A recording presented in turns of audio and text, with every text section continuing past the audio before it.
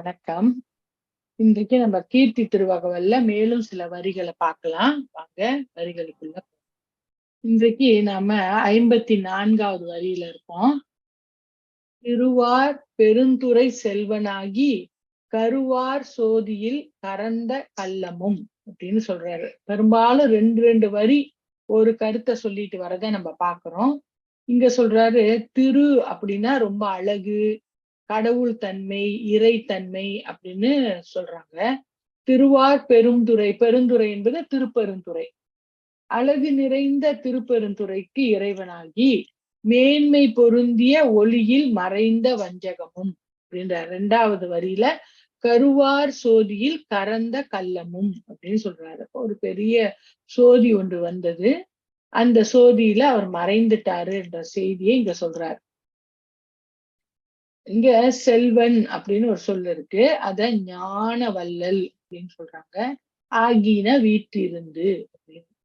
கருவார் சோதி என்றது இறைவன் வெளிப்படுத்துவதற்கும் மறைவதற்கும் இடமாய் நிற்கும் ஒளிப்பிழம்பு என அதன் தன்மை கூறியவாறு. கரந்த என்றால் மறைந்த. இது யாருடைய உரைன்னு கேட்டீங்கன்னா அருணை ஐயாவோட உரை. அப்ப சிலரை ஒழித்து சிலரோடு மாத்திரம் மறைந்து மீண்டும் வெளிப்படாது ஒளிந்தமை பற்றி கள்ளம் என்றார். ஏன் கள்ளம் என்ற சொல் அங்க வருதுன்னா, இறைவன் மறைந்தார் இல்லைங்களா, அப்ப ஒரு சிலர் போனாங்க, ஒரு சிலர் இருந்தாங்க அப்படின்ற கருத்து அருணை ஐயாவோட கருத்து. மணிவாசகராங்க அதை எங்கேயும் சொல்லல, சில ஆசிரியர்கள் வேறு வேறு மாதிரி சொல்றாங்க, அதை நம்ம அப்புறம் பார்ப்போம். திருப்பெருந்துறையில் குருந்த மரத்தடியில் ஞானாசிரியனாய் வீட்டிருந்த இறைவன் நீ தில்லைக்கு வருக என கட்டளையிட்டு அவ்விடத்தே ஒளியை தோற்றுவித்து அப்பொழுது அங்கிருந்து ஏனைய அடியவர்களை அதனுள் புக செய்து தானும் அதனுள் மறைந்து அருளினான் என்க. இது எங்க நடந்தது அப்படின்னு கேட்டீங்கன்னா, மணிவாசகர் அரசனிடத்துல விடை பெற்று திருப்பியும் திருப்பெருந்துறைக்கு போய் இறைவனோட கூடி அங்க இருக்கிறார், கொஞ்ச காலம் இருக்காரு. அவரோட போய் இறைவனோட போய் இருக்கும்போது இறைவன் அவரிடத்துல சொல்றாரு, நான் ரொம்ப நாள் இங்க இருந்துட்டேன், இப்ப நான் திருப்பியும் கைலாயத்துக்கு போறேன் அப்படின்னு சொல்றாரு. அப்ப ஒரு ஒளி ஒன்று, ஜோதி ஒண்ணு வரும், அதுல நான் போயிருவேன் அப்படின்னு சொல்ற மாதிரி ஒரு கதை வருது. ஏன் எனக்கு குழப்பமா இருக்குன்னா, நிறைய மாதிரியான கதைகளை நிறைய பேர் எழுதியிருக்காங்க. மணிவாசகருடைய வரலாறு காலம் தெரியல, அதனால பாடல்களுடைய வரியை வச்சுக்கிட்டு நிறைய பேர் எழுதியிருக்காங்க. ஆனா அடிப்படை கதை என்னன்னா, இறைவன் ஒரு தீப்பிழம்ப திருப்பெருந்துறையில ஏற்படுத்தி அவர் போய் அந்த தீயில இறங்குறாரு. இவரோடு இருந்த சில அடியார்கள் இருந்தாங்க இல்லைங்களா, சிவகணங்கள் எல்லாம் அடியாரா வச்சிருந்தாரு, அவங்களும் போய் இறங்குறாங்க. அப்ப மணிவாசகர் என்ன செய்யறாரு, தானும் அது பின்னாடி போறதுக்கு வேகமா போறாரு.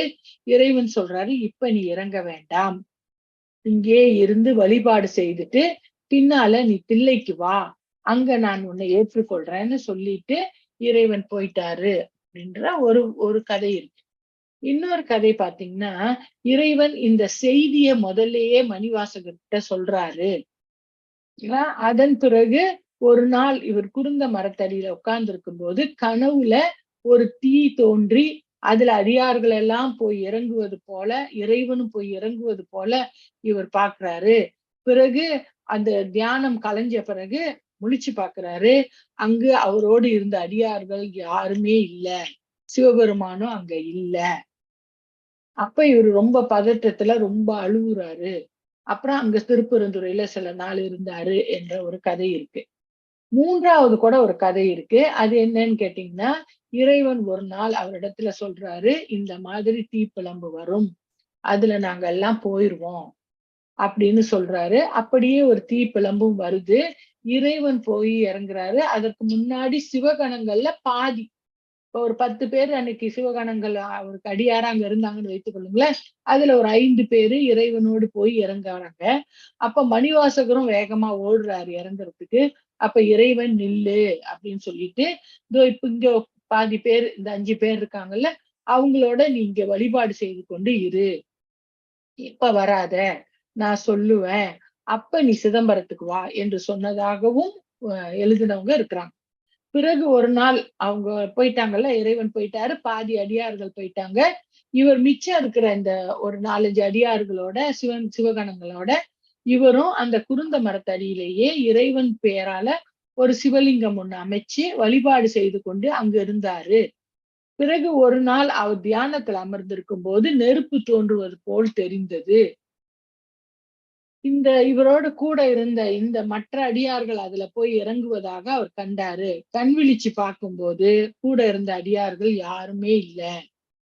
அப்ப இவர் ரொம்ப அழுந்து இன்னும் சில நாள் திருப்பெருந்துறையில இருந்துட்டு இறைவன் சொன்னது போல சிதம்பரம் நோக்கி போனாரு என்று இப்படி கதையினுடைய அடிப்படை கதை ஒரே கதை. அதாவது இறைவன் தீப்பிழம்பு ஒண்ணை ஏற்படுத்தி அதுல இறைவனும் போனாரு, சிவனடியார்கள் எல்லாம் போனார்கள். இறைவன் மணிவாசகரை இருன்னு சொன்னாரு. பிறகு சில தலங்களுக்கு பிறகு சிதம்பரத்துக்கு வந்து சேரு, அங்க உன்னை ஆட்கொள்கின்றேன் என்று சொன்னாரு என்ற செய்தி மட்டும் அடிப்படையாக ஒரே மாதிரி இருக்கு. ஆனால் அதோட இன்சிடென்ட் சொல்றாங்க இல்லைங்களா, காட்சிகள் வெவ்வேறு ஆசிரியர்கள் வெவ்வேறு முறையாக சொல்லியிருக்காங்க. அதெல்லாம் அவங்களா கண்டுபிடிச்சு சொல்றது இல்ல. அந்த மணிவாசகருடைய உரையிலிருந்து அவர்கள் எடுத்துக்கொள்கின்ற விதம், அந்த சொல்லு, அந்த எழுத்து, அதிலிருந்து இலக்கணங்களை வைத்து இலக்கியங்களை வைத்து அவங்க கொள்கின்ற பொருள். ஆனால் அடிப்படையில இப்படியாக 3 பகுதியாக இந்த கதை இருக்கிறத நம்ம பார்க்கிறோம். அத அவர் இங்க சொல்றாரு. திருப்பெருந்துறையில நீ செல்வனாக இருந்தாய், இறைவனாக இருந்து அங்கதானே என்னை நீ ஆட்கொண்டாய். அங்கு கருவார் சோதியில் அங்க ஒரு பெரிய ஒளிப்பிழம்பு ஒன்று தோன்றியது. அதுல நீ போய் மறைந்தாய். கள்ளம்னு ஏன் சொல்றாரு? என்ன விட்டுட்டு நீ போயிட்ட. அந்த நெருப்பு வரும்போது நானும் போறது போல நான் யோசிச்சேன். ஆனா நீ விட்டுட்டு போயிட்ட அப்படின்ற ஒரு கள்ளத்தனம் அங்க இருந்ததை சொல்றாரு. அடுத்த வரி, பூவளம் அதனில் பொழிந்து இனிது அருளி பாவநாசமாக்கிய பரிசும் அப்படின்னு சொல்றாரு. இது பூவளம் அப்படின்றத சிலர் ஒரு கோயில்னு சொல்றாங்க. பூவனம் அப்படின்னு எழுதியிருப்பாங்க. இப்ப உங்ககிட்ட இருக்கிற புத்தகங்கள்ல உரையில நீங்க படிச்சு பாத்தீங்கன்னா இது பூவனத்துல மீண்டும் நடந்த ஒரு கதை அப்படின்னு சொல்லுவாங்க. ஏன்னா பூவனம்னு முன்னுக்கே ஒரு வாட்டி சொல்லியிருக்காரு, பின்னாலேயே ஒரு வாட்டி சொல்றதுக்கு வாய்ப்பு இருக்கு. ஆனால் இந்த இடத்துல பூவளம் என்பது, பூ என்றால் உலகம், வளம்னா வளம் வர்றது. அப்படின்னா அவர் நிறைய கோயில்களுக்கு போயிருக்காரு. எல்லா கோயிலையும் அவர் பாடல். அவர் பாடின கோயில்கள் 38 கோயில்கள். அந்த 38 கோயிலையும் அவர் போகலன்னு சொல்றாங்க. வைப்பு தலமா வச்சு பாடியிருக்காரு அப்படிலாம் சொல்றாங்க. ஆனால் சில கோயிலுக்கு அவர் போயிருப்பாரு, பாடாமலும் இருந்திருக்கலாம். அந்த பாடல் நம்மளுக்கு கிடைக்காமலும் இருந்திருக்கலாம், எனக்கு தெரியல. ஆனால் பூவளம் அதனில் அப்படின்னா மணிவாசகர் சிவ யாத்திரை செய்தார், சிவத்தல யாத்திரை செய்தார் அப்படின்னு எழுதுறாங்க. இப்ப அடிகளது சிவத்தல யாத்திரை இனிதாக பொழிந்து இனிது அருளி அப்படின்னா என்னது? தலங்கள் தோறும் இறைவன் எழுந்தருளி இருந்து அவருக்கு திருவருள் கொடுத்திருக்காரு. இறைவனை அவர் பார்த்திருக்காரு, அவர் இறைவனோடு பேசியிருக்காரு, அதை சொல்றாரு. அப்படி நீ அருள் செய்தாய். அப்புறம் பாவநாசம் ஆக்கிய பரிசும் அப்படி சொல்றாரு. அப்படின்னா என்ன? என்னுடைய இந்த சிவத்தல யாத்திரையின் காரணமாக அங்கு நீ இருந்து எனக்கு அருள் புரிந்ததுனால என்னுடைய பாவங்கள் நாசமானது அப்படின்னு சொல்றாரு. சைவத்துல பாவம்னா என்னன்னா வினை, தீவினை. தீவினைகள் எல்லாம் தனந்தோறும் நம்ம யாத்திரை செய்தால் அது நாசமாகும், இல்லாமல் போகும் என்ற ஒரு கருத்து இருக்கு. இது நம்பிக்கை இல்ல. கோவில் தோறும் போனீங்கன்னா இறைவனை பார்த்தீங்கன்னா அந்த கோவில்ல மணிவாசகர் வந்தாரு, ஞானசம்பந்தர் வந்தாரு, திருநாவுக்கரசர் வந்தாரு, சுந்தரர் வந்தாரு, பிறகு நம்மளுடைய பல அடியார்கள் தாய்மானவர் வந்தாரு, அருணகிரிநாதர் வந்தாரு, பிறகு நம்ம வள்ளல் பெருமான் வந்தாரு இப்படின்னு அந்த கோவில்ல போட்டிருப்பாங்க. சுவர்லேயே பாடல்களை கல்வெட்டு மாதிரி சிவத்துல பதிச்சிருப்பாங்க. அதையெல்லாம் பார்த்து படிச்சு அதனுடைய பொருள் எல்லாம் நமக்கு தெரியும் போது அப்படித்தான் தல யாத்திரை. சும்மா வருஷத்துக்கு 3 வாட்டி இந்தியா ட்ரிப் போனேன், எல்லா கோயிலையும் அடிச்சு தள்ளி பார்த்துட்டு வந்துட்டேன், அந்த தல யாத்திரை இல்லை. ஒவ்வொரு தலத்துக்கும் போயி, அந்த தலத்துல என்ன இருக்குது? இல்ல ஒரு வாட்டிக்கு 10 வாட்டி ஒரு தலத்துக்கு போனீங்கன்னா தான் ஒரு தலத்தையே நம்ம முழுசா பார்க்க முடியும். பல இடத்துல, பல கோவில்கள்ல. எத்தனோ முறை சில கோவிலுக்கு நான் போயிருக்கேன். சில பகுதிய நான் பார்த்திருக்க மாட்டேன். புத்தகத்துல படிச்சு அது எனக்கு புரிஞ்சிருக்காது. அப்புறம் இன்னொரு வாட்டி அதுக்காக தேடிக்கிட்டு போவேன். அப்படி பலமுறை போய் வந்து அங்கு அ இந்த அடியார்கள் வழிபட்டாங்க, தேவர்கள் வழிபட்டாங்க, அ என்ன சித்தர்கள் வழிபட்டாங்க, முனிவர்கள் வழிபட்டாங்கன்னு அங்க நெறைய சிவலிங்கம்லாம் இருக்கும். அதையெல்லாம் பார்த்து சிந்திச்ச பிறகு, நம்மளுடைய மனம் இறைவன் இவ்ளோ கருணை செஞ்சிருக்காரா உயிர்களுக்கு? இவ்ளோ வேலை பார்க்கிறாரா இறைவன்? அப்படின்னு நமக்கு மனம் உருக உருக, தீவினை என்பதை செய்வதிலிருந்து நம்ம விலக்கிக் கொள்வோம். உலகம் எதை தீவினை என்று சொல்லுதோ, தீய செயல் என்று சொல்லுதோ, அதிலிருந்து நாம நம்மள விலக்கிக் அதன் பிறகு இந்த நல்வினையும் மக்களுக்கு நல்லதாவே போயிராம இருக்கிறத பின்னால உணரும். அத நான் உங்களுக்கு பலமுறை சொல்லியிருக்கேன். சரிங்களா? நம்ம நல்லதுன்னு ஒருத்தருக்கு செய்வோம். அவருக்கு அது கெட்டதா போயிரும். அப்ப அதையும் பின்னால உணர்ந்து, நாம் பக்குவமுள்ள ஆன்மாவாக ஆகி, அன்பே வடிவமான ஆன்மாவாக ஒரு நாளைக்கு மாறிருவோம். இதற்கு நமக்கு உதவி செய்வது ஆலய வலம் வருதல், ஆலயத்தை போய் தரிசித்தல், யாத்திரை போறது. மீண்டும் சொல்றேன், ஆலய யாத்திரையும் அறிவோடு செய்ய வேணும். சும்மா போயிட்டு வந்தேன் அப்படின்னு போக்கூடாது. அததான் இங்க அவரு சொல்றார். இல்ல? இன்னும் 2 வரி. அடுத்த வரியில சொல்றாரு, "தண்ணீர் பந்தல் சயம் பெற வைத்து நன்னீர் சேவகன் ஆகிய நன்மையும்" அப்படின்னு சொல்றாரு. இந்த வரலாறு எங்கு எப்ப நடந்ததுன்றதுக்கு குறிப்பு இல்ல. தண்ணீர் பந்தலை வெற்றியுண்டாக வைத்து நல்ல நீரை தரும் ஆளாகி இருந்த நன்மையும் அப்படின்னு சொல்றாரு. இறைவன் எங்கேயோ ஒரு இடத்துல தண்ணீர் பந்தல் வச்சிருக்காரு. ஆனா எங்க அப்படின்ற செய்தி தெரியல. ஆனால் தண்ணீர் பந்தல் பலமுறை இறைவன் செய்திருக்காரு. சுந்தரருக்கு கூட ஒரு முறை பந்தல் வச்சு தண்ணீரும் குடுக்குறாரு, உணவும் குடுக்குறாரு. நம்ம பார்க்கிறோம் சுந்தரர் வரலாறுல. அப்படி இறைவன் பலமுறை பல அடியார்களுக்காக வந்து அவர்களுக்கு வேண்கிற தண்ணி, உணவு குடுத்திருக்காரு. ஏன் அப்படின்னா, அந்த காலத்துல கால்நடையாக போயிருக்காங்க. அதனாலதான் வீட்ல திண்ணை வச்சு கட்டுறது என்பது ஊர்ல நம்ம பார்க்கிறோம். ஏன் திண்ணை வைக்கிறாங்க? வரவங்க கொஞ்ச நேரம் உட்கார்ந்து ஓய்வு எடுப்பதற்கும், ஊருக்குள்ள வந்துட்டாங்கன்னா, கொஞ்ச நேரம் உட்கார்ந்து ஓய்வு எடுப்பதற்கும், ரொம்ப வெயிலா இருந்தா கொஞ்ச நேரம் நிழல்ல இருப்பதற்கும், கொஞ்ச நேரம் படுத்திருந்துட்டு பிறகு அவங்களுடைய நடைய தொடர்வதற்காகவும், நம்ம திண்ணை வச்சு கட்டுறோம். ஊர்ல பார்த்தீங்கன்னா, திண்ணை வச்சு கட்டுவாங்க. இன்னைக்கு அப்படி இல்லன்னு வச்சுங்க. அப்படியே அந்த திண்ணைக்கும் இன்னைக்கு கிரில் போட்டாங்க. நம்மளும் அப்படிதான். நமக்கும் வெளியில வந்து 5 அடின்னு சொல்றோமே, அந்த இடம் இருக்குது. அவ்ளோ பெருசா குடுத்துருப்பாங்க. ஒரு காடி போடுற அளவுக்கு.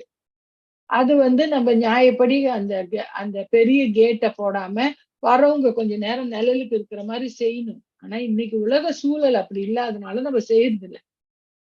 அப்ப இதை வந்து நாம் செய்ய வேண்டும் என்பதற்காக இறைவன் தண்ணீர் பந்தல் போடுறது, உணவு குடுக்கிறது, நாம் செய்ய வேண்டிய அவ்வளவையும் இறைவன் செய்து காட்டுவது சைவத்துல கொள்கை. ஏன்னா, இறைவன் செய்து காட்டினா தான் நமக்கு தெரியும்.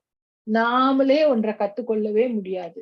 ஆனால் இந்த வரலாறு, மணிவாசகர் சொல்ற இந்த வரலாறு எங்கு நடந்தது என்று தெரியவில்லை அப்படின்னு சொல்றார். இப்ப தெரியவில்லை அப்படின்னு உரையாசிரியர் சொல்றாரு. இப்ப யாரு? அருணை ஐயா சொல்றாரு. நச்சினார்க்கினியார் சொல்றாரு. இவங்கெல்லாம் சொல்றாங்களே, இவங்களுக்கு தெரியலன்னா தெரியலையா? மத்தவங்க சொல்லுவாங்களே! அப்படின்னா, சில நூல்கள எடுத்தீங்கன்னா, அதுல இந்த இடம்னு சொல்றாங்க. ஏன் அத எடுத்துக்காம இவங்க உரைய நம்ம எடுத்துக்கிறோம்னு கேட்டா, இவங்க யாருன்னு கேட்டீங்கன்னா, இவங்களுக்கு ஓரளவு 99% இதுவரைக்கும் சைவ நூல்கள், அவங்க வாழ்ந்த காலத்துல இருந்த சைவ நூல்கள், தமிழ் இலக்கியங்கள், தமிழ் இலக்கணம், தொல்காப்பியருடையது, நன்னூலார் பாடியது எல்லாமே அவங்க வாசிச்சிருக்காங்க. அவங்க படிச்சிருக்காங்க. அவங்களுக்கு அதுல இருந்து உடனே ஒரு சொல்ல இங்க பார்த்த உடனே நன்னீர்ன்னு பார்த்த உடனே, இந்த நன்னீர் எங்கெல்லாம் வந்திருக்குது? சங்க இலக்கியங்கள்ல எங்கெல்லாம் சொல்லியிருக்காங்க? சிலப்பதிகாரத்துல எங்க சொல்லியிருக்காங்க? அப்படின்னு அவங்களால அதை உடனே பார்க்க முடியுது. அல்லது தேடியாவது பார்க்க முடியுது. பார்த்து ஒப்பிட்டு அப்புறம் நமக்கு கருத்து சொல்ல முடியுது. அதனாலதான் இவங்க எல்லாம் பெரியவர்கள் நம்ம சொல்றோம். உரையாசிரியர்கள் ரொம்ப பெரியவர்கள். இப்ப நான் ஒரு உரை எழுதுனேன்னா எனக்கு சங்க இலக்கியத்துல என்ன சொல்லியிருக்குன்னு ரொம்ப தெரியாது. அப்ப நான் கருத்து தவறா சொல்லிற வாய்ப்பு இருக்கு. என்னுடைய அனுபவத்துல சொல்லிற வாய்ப்பு இருக்கு. ஆனா இவங்க எல்லாம் அப்படி இல்ல. இவங்களுக்குன்னு ஒரு அனுபவம் வச்சுக்கிறது இல்ல. பல பல உரையாசிரியர்கள் என்ன சொல்லியிருக்காங்க, இலக்கியங்கள் என்ன சொல்லியிருக்கு, திருக்குறள் என்ன சொல்லியிருக்கு, அங்க சொல் எப்படி வருது அப்படின்னு பார்த்து உரை எழுதுறதுனால, இவங்க சொல்ற அந்த எங்கு நடந்தது என்று தெரியவில்லை என்பதை நான் ஏற்றுக்கொண்டு கொண்டுட்டு வரேன். அடுத்த வரியில சொல்றாரு, "விருந்தினன் ஆகி வெண்காடு அதனில் குருந்தின் கீழ் அன்றிருந்த கொள்கையும்" அப்படின்னு சொல்றாரு. இதுல என்ன சொல்றாரு? விருந்தாளியா வந்திருக்காரு. இந்த வரலாறும் நாம் அறியப்படவில்லை. யாருக்கோ விருந்தாளியாக வந்திருக்காரு. எங்க? திருவெண்காட்டுல வந்திருக்காரு. குருந்த மரத்தடியில வந்து வீற்றிருந்த கோலமும் அப்படின்னு சொல்றாரு. இப்படி ஒரு விருந்தினனாக நமக்கு சிறு தொண்டருக்கு வந்ததை நம்ம பார்க்கிறோம். இல்ல வந்து பிள்ளை கறி கேட்கிறாரு. அவரும் விருந்தினராக வராரு. வந்த இடத்துல சிறு தொண்டர் இல்ல. பிறகு போய் அங்க ஒரு கோயில்ல ஒரு மரத்துக்கு அடியில உட்கார்ந்திருக்காரு. சிறு தொண்டர் போய் கூட்டிட்டு வராருன்னு பார்க்கிறோம். ஆனால் அந்த கதையை இவர் இங்க சொல்லல. நான் ஏன் அந்த கதையை சொல்றேன்னா, இப்படி 63 நாயன்மார்களுக்கு மட்டும் தான் நடந்ததுன்னு இல்ல. நாம் தெரிந்து கொள்வதற்காக 63 நாயன்மார்களுடைய வரலாறை ஆழமாக எடுத்து பெரிய புராணத்துல சேக்கிழார் சொல்லியிருக்காரு. அதற்கு சுந்தரருக்கு இறைவன் அடி எடுத்து குடுத்திருக்காரு. அதுவே 4000 பாட்டு. நம்மளுக்கு பெருமூச்சு விட்டு போகுது. ஐயோ! 4000 பாட்ட படிக்கணுமான்னு இருக்கு. அப்ப 60,000 அடியார்களுக்கு என்ன நடந்ததுன்னு இறைவன் சொன்னா நம்ம படிக்கவே மாட்டோம். அத திரும்பி கூட பார்க்க மாட்டோம். ஆனால் 63 நாயன்மார்களுக்கு மட்டும் இறைவன் செய்யல. எல்லோருக்கும் எப்போதும் செஞ்சு கொண்டிருக்காரு என்ற செய்திய மணிவாசகர் சொல்றாரு. அவர் நெறைய பேருக்கு நம்மளுக்கு கூட விருந்தாளியா வருவாரு. சரியா அன்போட இருந்தோம்னா என்று அதெல்லாம் அவங்க இங்க எடுத்துக்கொண்டுதான் அத சொல்ல வராங்க. ஆனால் இந்த செய்தி திருவெண்காட்டுல நடந்திருக்குன்னு தெரியுது. எப்ப, யாருக்கு வந்தார் என்று அறியப்படவில்லை. அப்புறம் ஏன் இத எடுத்து சொல்றாரு அப்படின்னு அருணை ஐயா சொல்றாரு அப்படின்னா, இது வந்து திருவெண்காடு பாண்டிய நாடு இல்ல. ஆஹ் இதுவரைக்கும் மணிவாசகருடைய கதையெல்லாம் பாத்தீங்கன்னா பாண்டிய நாட்டுல நடக்குது. அவரு பாண்டிய நாட்டுல உள்ளவரு, பாண்டிய நாட்டுல நடக்குது. ஆனால் திருவெண்காடு சோழ நாட்டுல இருக்கு. அப்ப இறைவன் வெறும் பாண்டிய நாட்டுல மட்டும் அன்பு செய்யல உயிர்களுக்கு, எல்லா இடத்துலயும் செய்யறாரு என்று காட்டுவதற்காக இந்த செய்தியை இங்கு பதிவு செய்யறாரு அப்படின்னு அருணை ஐயாவும் சொல்றாங்க. மத்த உரையாசிரியர் நச்சினார்க்கினியார் போன்றவங்களும் சொல்றாங்க. அடுத்து சொல்றாரு, பட்ட பங்கையில் பாங்காயிருந்து அங்கு அட்டமா சித்தி அருளிய அதுவும் அப்படின்னு சொல்றாரு. இது வந்து என்ன அப்படின்னா திருப்பட்டமங்கைன்னு ஒரு ஊர் இன்னைக்கும் இருக்கு. திருப்பட்டமங்கைன்ற ஊர்ல அவர் என்ன செஞ்சிருக்காரு, சிறப்பா பாங்காயினா சிறப்பா வந்து அமர்ந்திருந்து அந்த இடத்துல அட்டமா சித்திகளை சொல்லி கொடுத்திருக்காரு. ஆனா யாருக்கு சொல்லி கொடுத்தாருன்ற வரலாறு தெரியல. திருவிளையாடல் புராணத்தை எடுத்து பாத்தீங்கன்னா அட்டமா சித்தி உபதேசித்த படலம்னு ஒரு படலம் வருது. அந்த படலத்துல கதை இருக்குது. அதுல யாருக்கு சொல்லி கொடுத்தாருன்னு கேட்டீங்கன்னா கார்த்திகை பெண்கள் 6 பேருக்கு. வேறொரு நூல்ல நான் தான் சொல்லியிருக்கேன் இல்லைங்களா, திருவிளையாடல் புராணம் 4 வெர்ஷன் இருக்கு. அதுல வேறொரு பெண்கள் அதுவும் 6 பேர். அவங்களும் மேலோகத்துல வாழ்கின்ற பெண்கள் தான். அதனுடைய பேர் இப்ப ஞாபகமா இல்ல. அவர்களுக்கு தான் அட்டமா சித்தி சொல்லி கொடுத்தாங்கன்னு அந்த நூல்ல இருக்கு. ஆனால் 6 பேருக்கு கார்த்திகை பெண்களா, மற்ற தேவகுலத்துல இருந்த பெண்கள் யாருக்கோ 6 பேருக்கு அவர் என்ன செய்யறாரு, உமை உமையம்மையை முறைப்படி வழிபட்டு தியான பயிற்சி வலிமையால் அட்டமா சித்திகளை சித்திகளில் தேர்ச்சி பெற்றனர். உமையம்மைய வழிபாடு பண்றாங்க. உமையம்மை தோன்றி என்ன வேணும்னு கேக்குறாங்க. எங்களுக்கு அட்டமா சித்திகளை தெரிஞ்சு கொள்ளணும்னு கேக்குறாங்க. அவங்க அவங்களுக்கு அட்டமா சித்தியை கற்றுக்கொள்வதற்கு பெருமானிடத்துல கேட்டு அவங்க கொடுத்தாங்க என்ற செய்தி இருக்குது. பின்னால திருக்கைலாய மலையை அடைந்து அவங்க எல்லாம் சிவபேறு பெற்றார்கள் என்ற ஒரு கதை அட்டமா சித்தி உபதேசித்த படலம் என்ற படலத்துல திருவிளையாடல் புராணத்துல வருது. அடுத்து பாத்தீங்கன்னா, வேடுவன் ஆகி வேண்டுரு கொண்டு காடுது தன்னில் கரந்த கள்ளமும் அப்படின்றாரு. இறைவன் ஒரு வாட்டி வேடுவனாக வந்து வேண்டும் வடிவை எடுத்துக்கொண்டு காட்டில் போய் ஒளிஞ்சாரு. அது கள்ளம்னா வஞ்சகம் இல்ல, வஞ்சகமா போய் ஒளிஞ்சாரு என்ற ஒரு சொல் சொல்றாரு. அதுக்கு குறிக்கப்பட்ட இரு வரலாறுகளையும் மதுரையில் நிகழ்ந்தனவாக திருவிளையாடல் புராணங்கள் கூறும். இதுல வேடுவனா வந்தது, காட்டுல போய் மறைஞ்சது என்ற 2 செய்தி இருக்கு இல்லையா? இந்த 2 செய்தியுமே திருவிளையாடல் புராணத்துல பார்க்கலாம் அப்படின்னு சொல்றாங்க.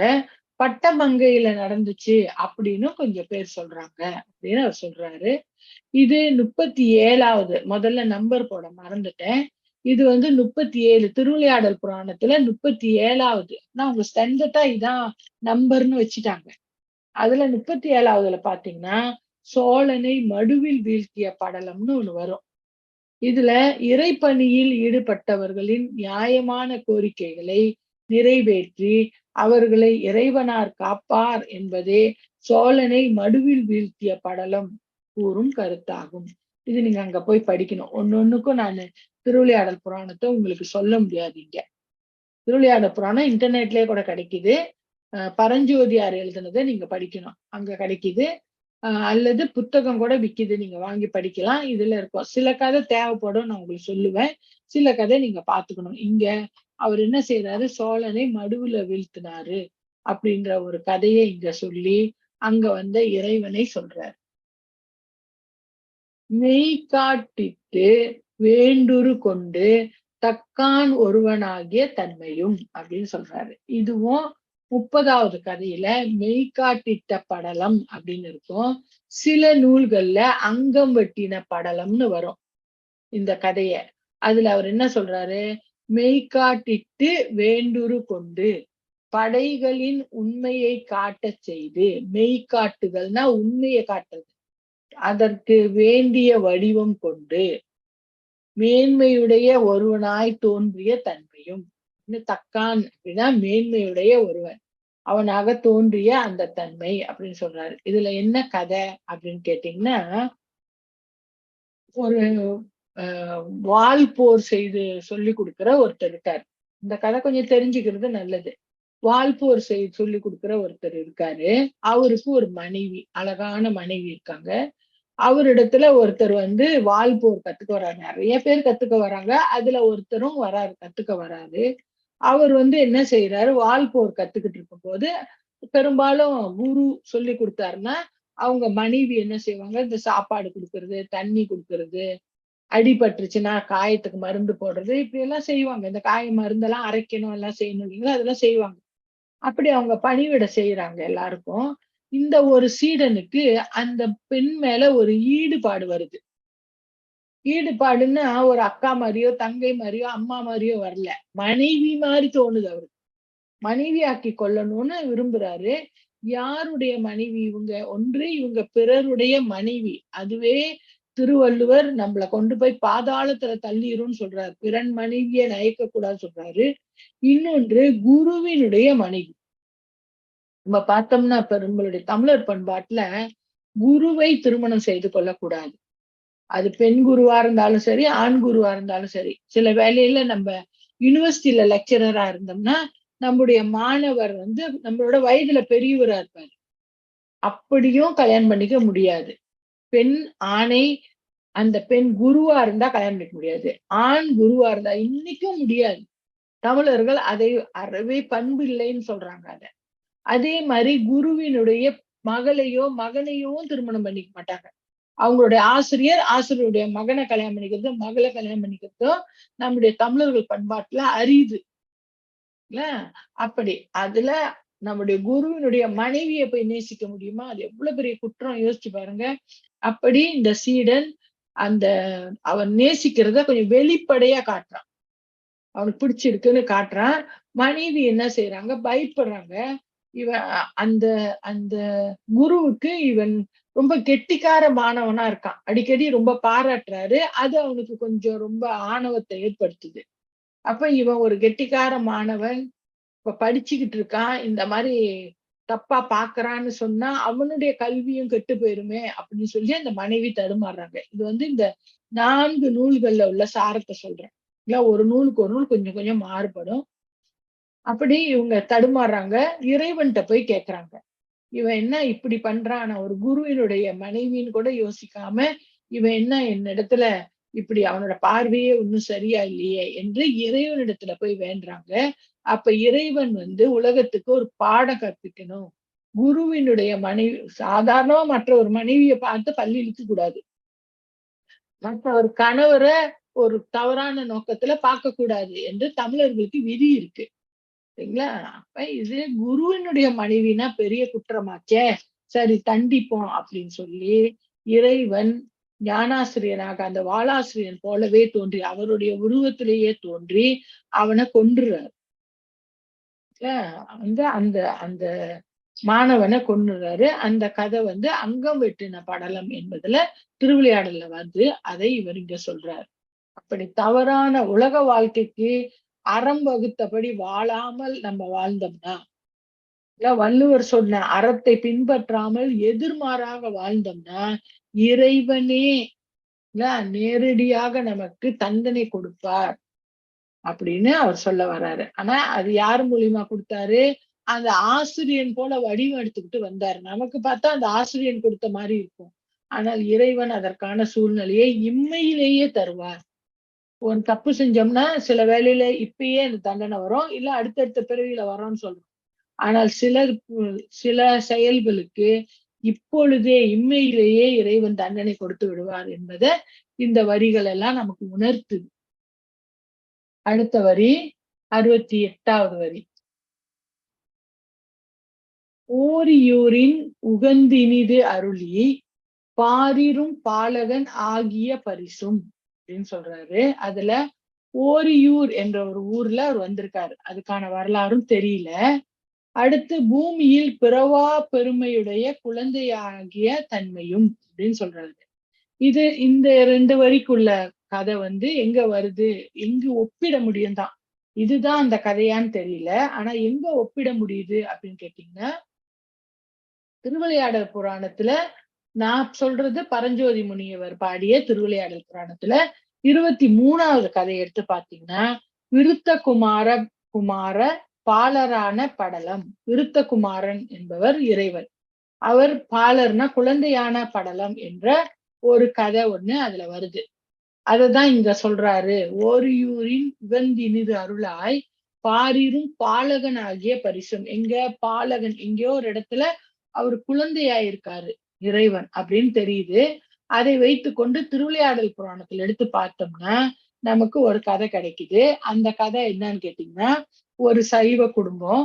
அந்த சைவ குடும்பத்துல ஒரு பெண் பிள்ளை இருக்குது. திருமண பருவத்துல இருக்கிற ஒரு பெண் பிள்ளை இருக்குது. அப்ப அந்த ஊருக்கு அந்த குடும்பம் இருக்கிற அந்த ஊருக்கு ஒரு வைணவ குடும்பத்தை சேர்ந்த ஒரு பையன் வராரு. ஏதோ ஒரு காரணத்துக்காக வராரு. இவங்க வீட்டுக்கு வராரு. பேசுறாங்க.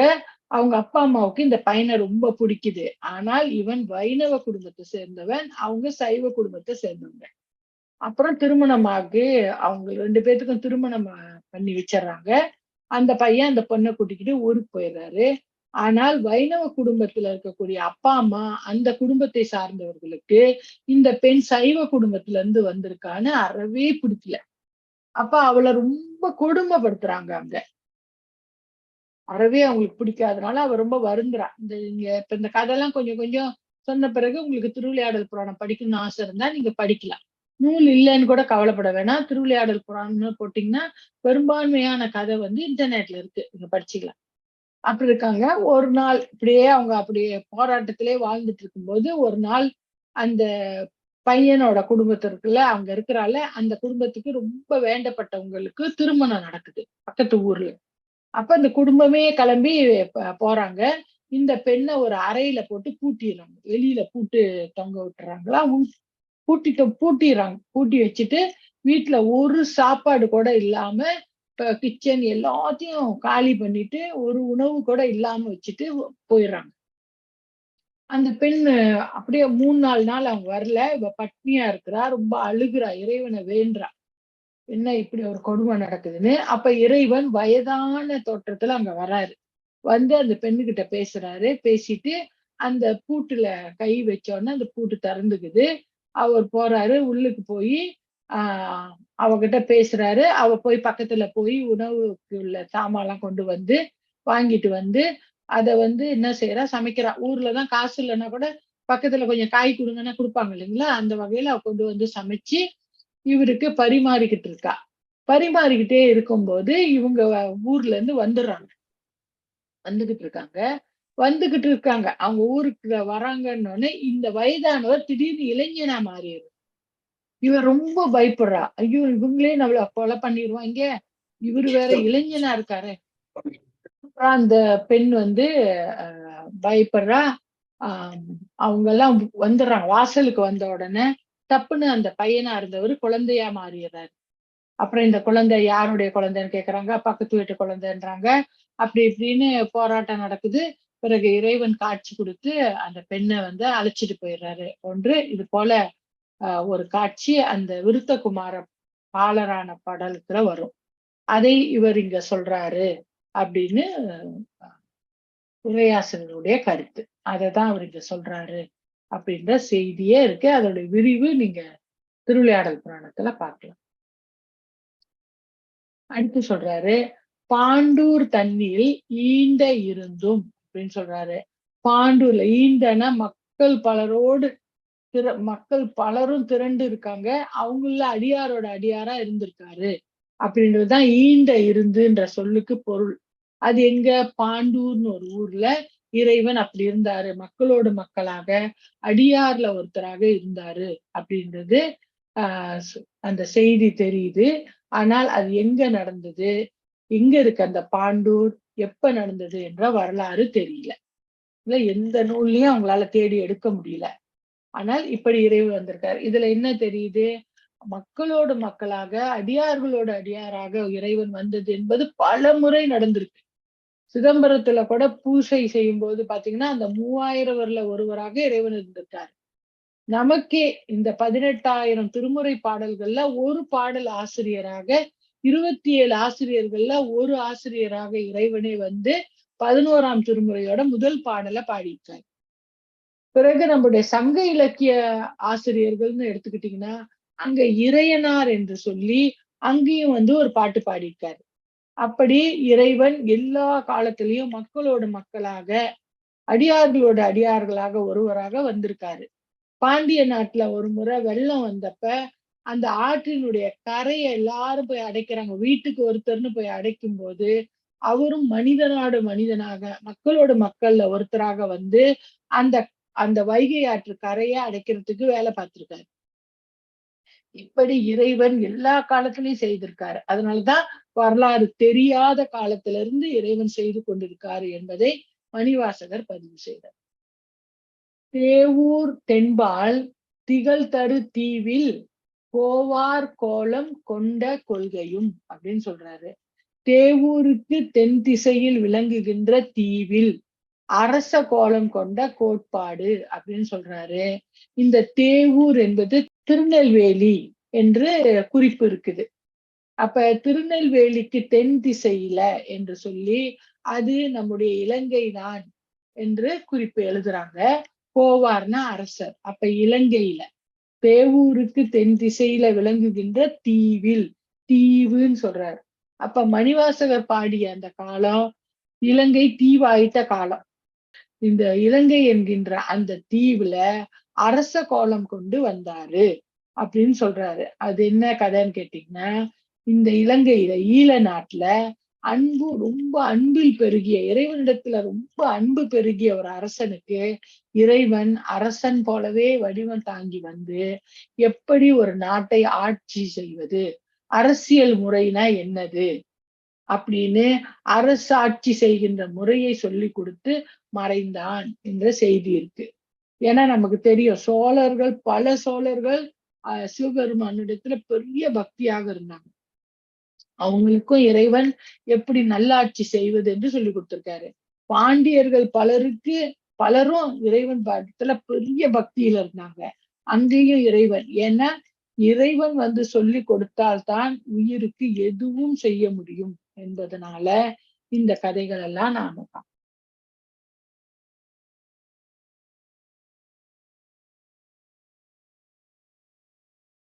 அம்மா 52வது வரியும் 53வது வரியும் வாத ஊரில் வந்து இனிது அருள், அப்புறம் பாத சிலம்பொலி காட்டிய பண்பும். அப்ப வாத ஊரில் வந்து எழுந்த வாத ஊரில் வந்து இனிது அருள், அது வந்து அந்த அந்த வைகை ஆறு வந்து பெருக்கெடுத்து ஓடுன அந்த அந்த திருவிளையாடலாம்.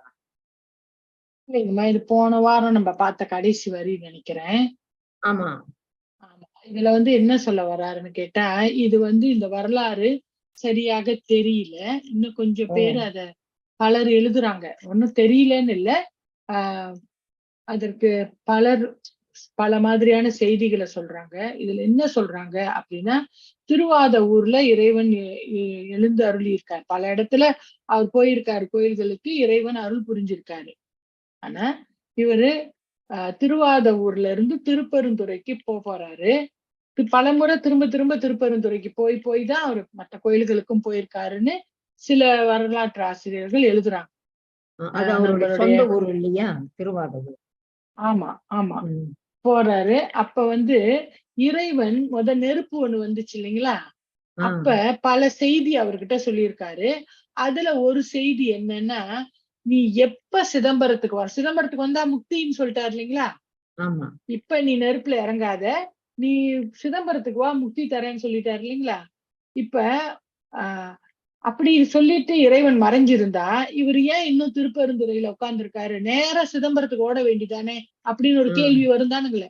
அப்ப ஆமா, அப்ப பல நூல்களை வைத்துக்கொண்டு சில உரையாசிரியர்கள் சொல்றாங்க, இறைவன் அந்த செய்தியை சொல்லிட்டு இவருக்கு சொல்லியிருக்காரு, நான் உனக்கு ஒரு சிலம்பொலியை கொடுப்பேன், கேட்ப நீயே.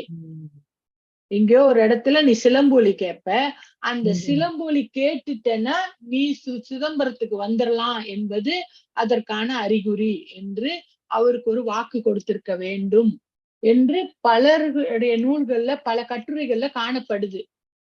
எப்படி நம்மளுடைய பட்டினத்தாருக்கு இறைவன் போய் கேட்கிறாரு, என்ன பத்திரகிரியாரெல்லாம் போயிட்டாரு, நாயும் போயிருச்சு, நான் இன்னும் இருக்கனேன்னு போய் அழுகுறாரு. அப்ப இறைவன் சொல்றாரு, சரி இந்த பேய் கரும்பை எடுத்து நீ கடிச்சு பாரு, எப்ப வந்து நுனி அடி கசக்குதோ இல்ல இனிக்குதோ நீ என்கிட்ட வந்துடுற நாள்னு உணர்ந்துக்கங்கன்னு ஒரு அறிகுறி கொடுக்கிறாரு இல்லைங்களா இறைவன். அது போல மணிவாசகருக்கு உனக்கு ஒரு சிலம்பொலி கேட்கும், அப்ப நீ புறப்பட்டு சிதம்பரத்துக்கு வா, உன்னுடைய காலம் முடிகிறது என்ற ஒரு அறிகுறி கொடுத்திருக்க வேண்டும். இது கொடுத்திருக்க வேண்டும் என்பதுதான் அவங்களுக்கு தெரியல. ஏதோ வச்சுக்கிட்டு பாத சிலம்பொலி. அப்ப இறைவன் அன்றாடம் பாத சிலம்பொலி யாருக்கு கொடுத்தாருன்னா சேரமான் பெருமாளுக்கு கொடுத்தாரு. ஆனா இவருக்கு இல்ல மற்றவர்களுக்கு ஏதாவது ஒன்று செய்வதற்கு என்னுடைய பாத சிலம்பொலி கேட்கணும் அப்படின்னு இலக்கியங்கள்ல எங்கெங்கயோ வேறவர்களுக்கு இருந்திருக்கு.